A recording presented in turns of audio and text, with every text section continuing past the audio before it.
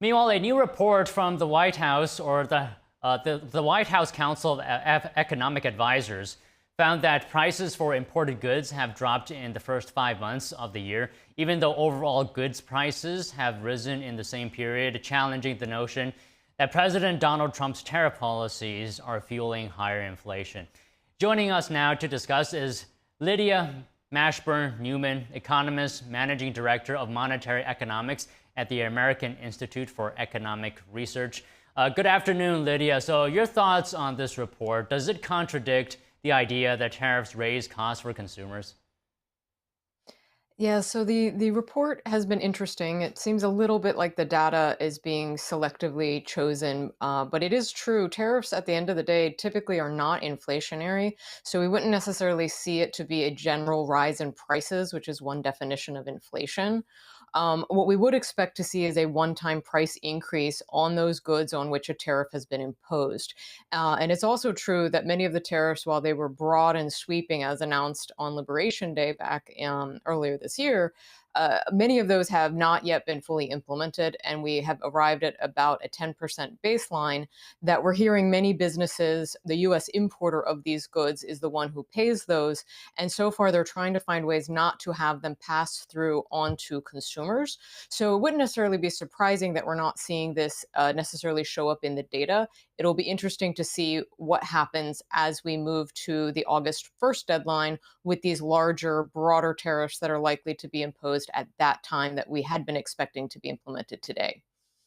Okay, so on that point, do you think it is the reality that producers may be competing more aggressively on price to retain market share, and that's why some of them, or importers as well, are absorbing the costs?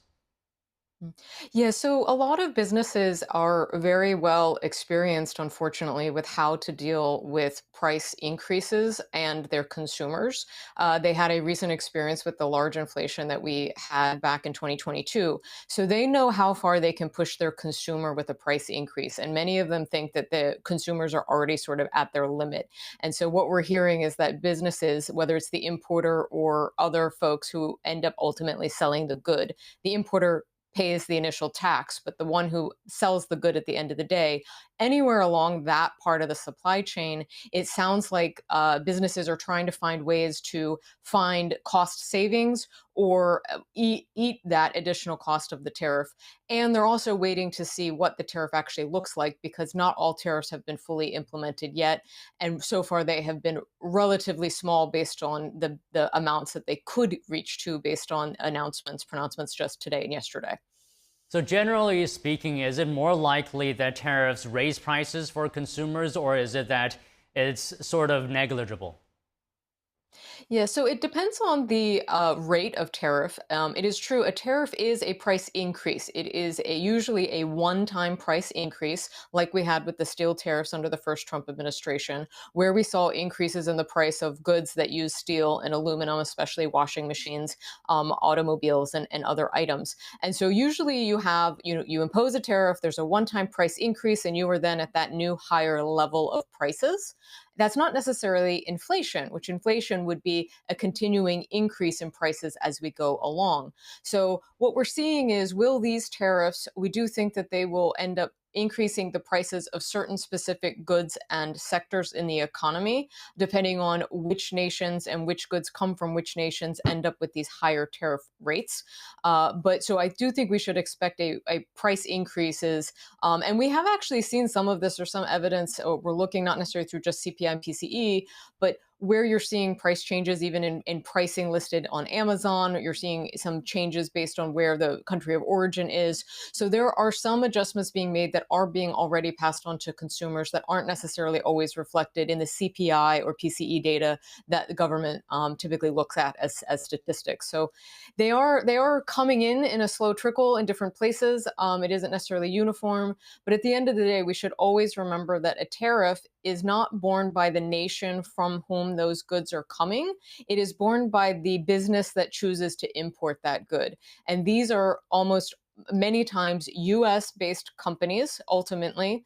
And it is especially impacting smaller businesses, smaller startup businesses who get a lot of their input products from nations like China or Bangladesh or places where they can get cheaper input goods like a carton for their product or packaging for their shipping materials. So we're actually hearing anecdotally, especially people in more of the gig economy or people who might sell on Etsy. These are things that are increasing their costs and burdens of production. So it will be interesting. Larger corporations have a way of dealing with this and shifting the costs because they're large.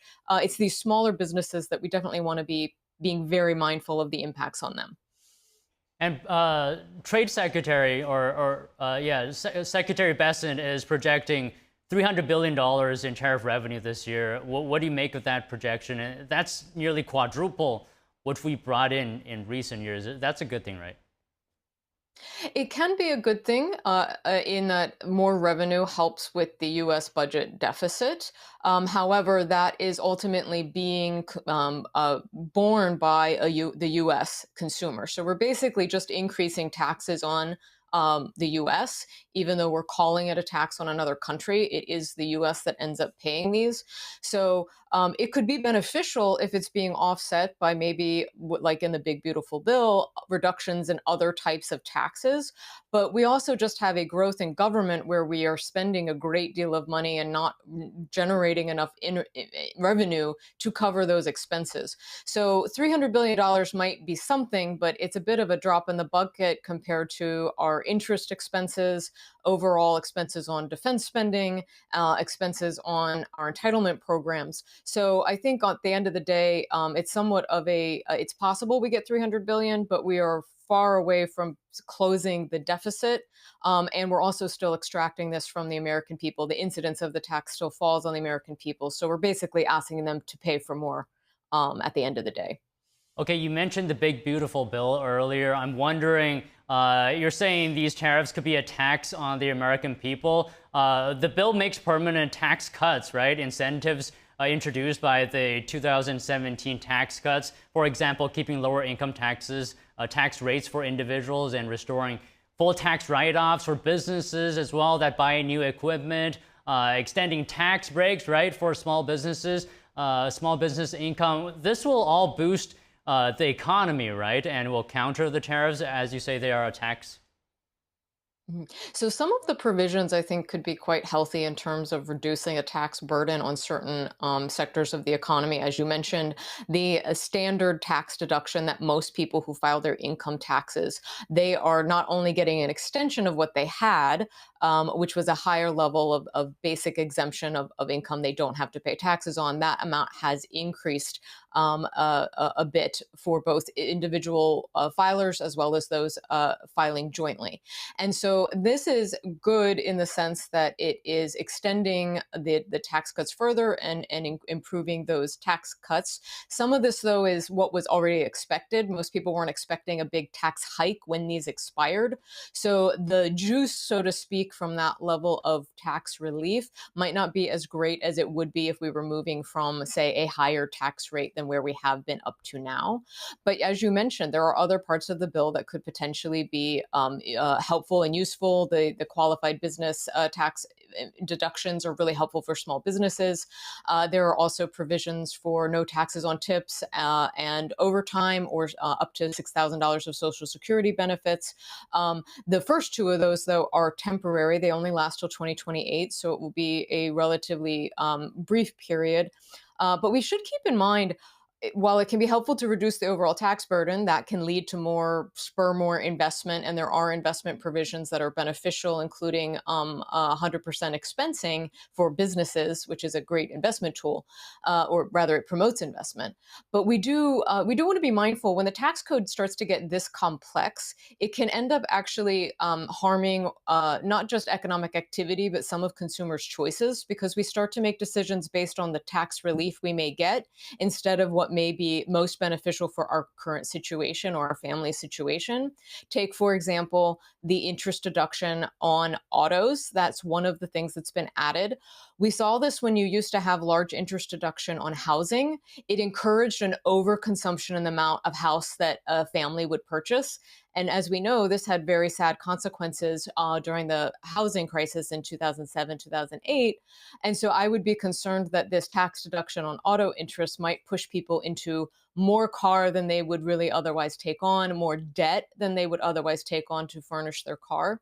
So we should be very mindful that the tax code the simplest, lowest tax rate usually tends to be both the most efficient for revenue for government as well as the least distortionary in the economy.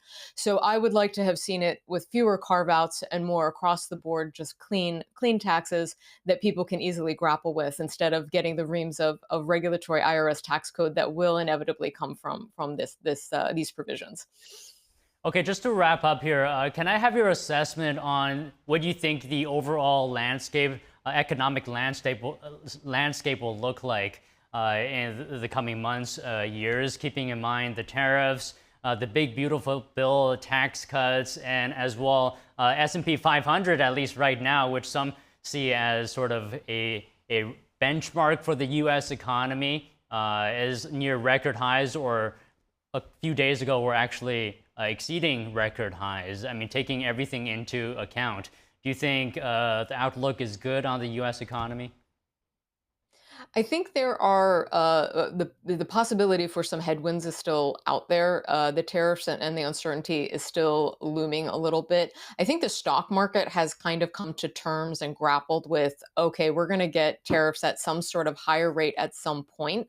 And they're roughly thinking somewhere between 10, maybe 25%. And so I think the stock market maybe isn't the ultimate end all bellwether for how we're doing. I think we want to continue to be looking at things like inflation, what's happening with inflation, what's happening in the labor market, especially. Are we going to see, we did see businesses kind of pause. We didn't see a lot of new job openings for a while, although we had a great month last month compared to expectations. So I do think there are possibilities for headwinds. The tariffs provide uncertainty. And businesses have to grapple with those, and long-term investment decisions are sort of being a little bit put on hold.